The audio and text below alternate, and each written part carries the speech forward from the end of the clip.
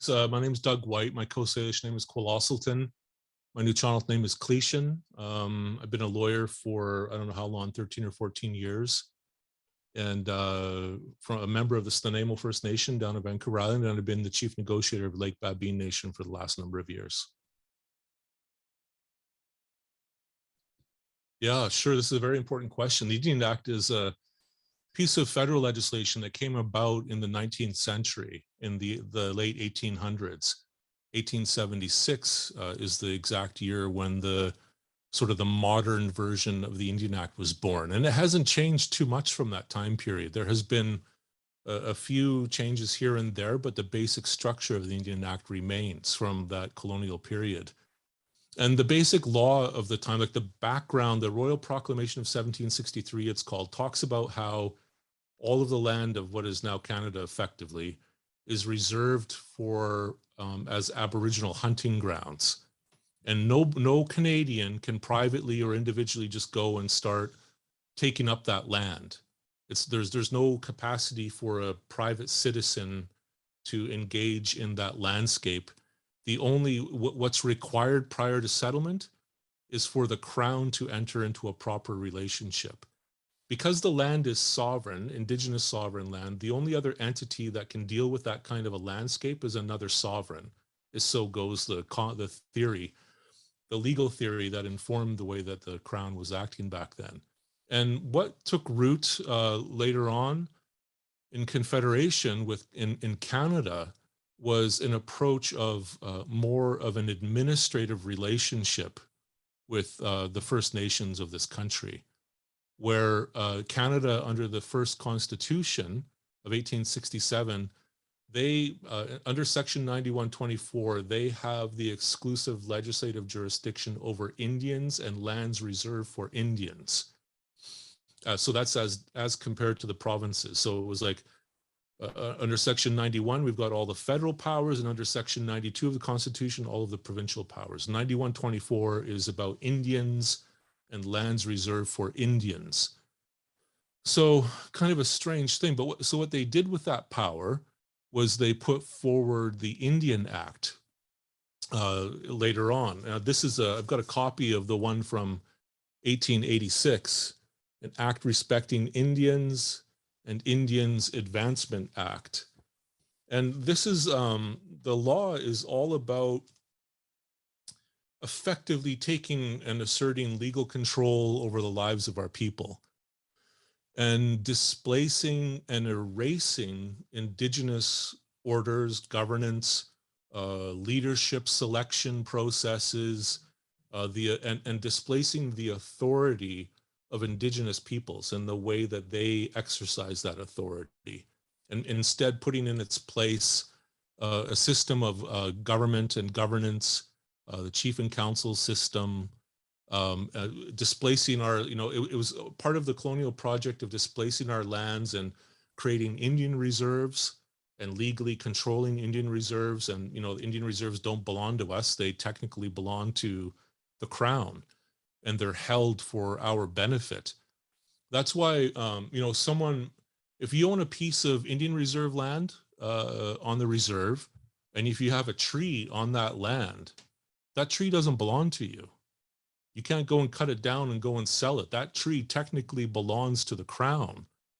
So if you're going to cut that tree down, you need a special permit from, may as well say the Indian agent, to go and cut the tree down, and then the money that is made from that tree goes first to the Crown, and then there's a system of how you actually end up with the money. So it's all about total control, displacement of everything about what it means to be Snuneymuxw laws, Lake Babine and Lake Babine law, Kla'amen, all of it, right?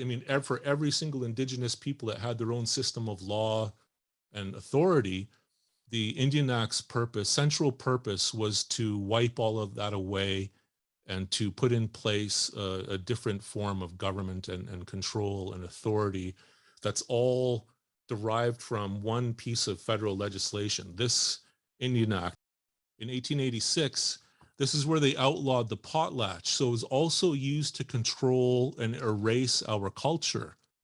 and our fundamental institutions of the way that we govern ourselves. So the Lake Babine people, the Potlatch, right? That whole system of government.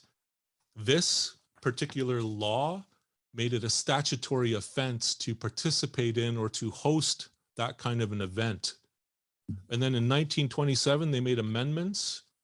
This one said you cannot hire a lawyer to argue about your land claims.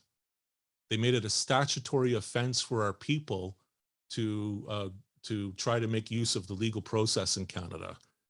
And that was in place until, this particular one in 1951, technically. So when this one came along, both the potlatch was then re-allowed. They removed the potlatch prohibition and the lawyer's prohibition and all of that. But it's an instrument of control that's intended to control in every way from birth to death the lives of what they call Indians. So this is not a tool that's designed to be helpful to us. When you think about the governance system that was put in place by the Indian Act, where I'm from in Nanaimo, we put in place our own electoral law about 20 years ago. I helped to do the work to put that in place. But prior to that time, there used to be chief and council elections every 2 years. And that kind of a electoral cycle is extremely short. And it would I always talked about it as something that would like swing like a wrecking ball through our community every 2 years. And it was almost designed to create chaos and instability. That people would get elected, they would spend the first year trying to figure out what's going on. And then in the second year of their term, they're in an election year. And then someone else, and then some people get changed up and then they're trying to figure out, it's just total chaos. It's designed for chaos. It's not designed for good governance. It's not designed for accountability of leadership to members. It's a really messy, a system that is just not useful for our people. So this is why over the years and over the decades, our people have been talking about doing the work necessary to reestablish our own form of self-determination that's based on our own inherent right of self-government and self-determination, to talk about and put forward what we believe should be the correct form of government and leadership selection and the right kinds of accountabilities to members and all of that. It's such important, necessary work. So really quickly, that's some aspects of what the Indian Act is all about and where it comes from. And it's a law that was born in the 1870s, and it really truly hasn't changed that much. And it's an utterly racist law. It's an astonishing thing that we have something called the Indian Act in this country. It's a real it's a point of great shame, I think. We've made the Indian Act in terms of membership and recognizing membership has been a very destructive force as well, right? I mean, a very important part of what this law is all about is about deciding who is and who is not an Indian, and therefore who is and who is not a member of a given First Nation. And it's been very narrow in its construction of that. So every First Nation in this country, if you're a status Indian, if you have Section 6.1 status, then you can pass your status on to any of your children. If the child's other parent was not a status Indian, then they would get something called Section 6.2 status, which means they're recognized as an Indian, but they don't have independent power to pass their Indian status on to their children. The other parent has to be an Indian. And so really quickly, you see the populations of our nations being constrained by that. And we know how many cousins and how many relations we have out in the world that are not recognized as Indians under this law. So this will be an important part of the work is repairing that damage that's been done. The foundation agreement doesn't touch upon any of those things. It doesn't affect anything to do with the Indian Act. It doesn't affect anything to do with the tax exemption. Doesn't affect anything to do with Indian status.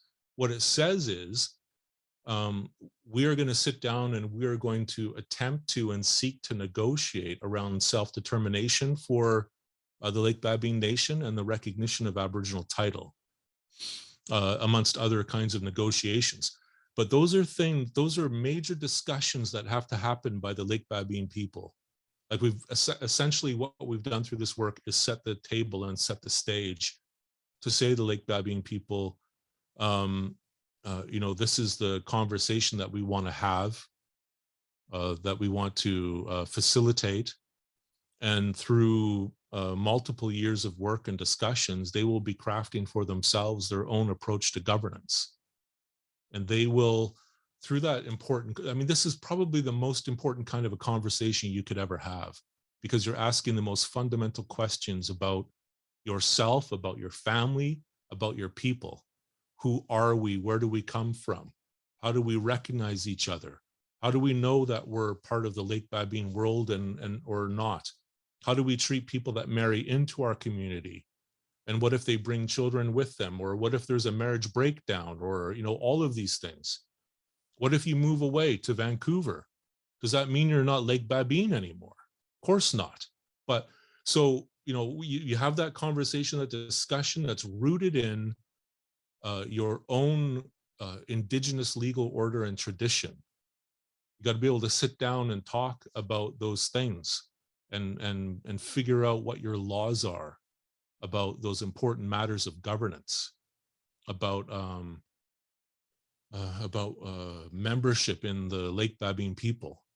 And, so it'll be the outcome of that discussion, it'll be up to the people entirely, right? They will be the ones that will be driving that discussion. The outcome of that discussion will be something that will ultimately be, we will seek to negotiate proper recognition and implementation of that governance model with Canada and British Columbia. And then ultimately, if we're successful in that, then it will be the Lake Babine people themselves that will have to vote on whether or not to ultimately, okay, are we going to do this now or not? Because this belongs to them. It doesn't belong to anybody else. So it'll be a very important bit of work.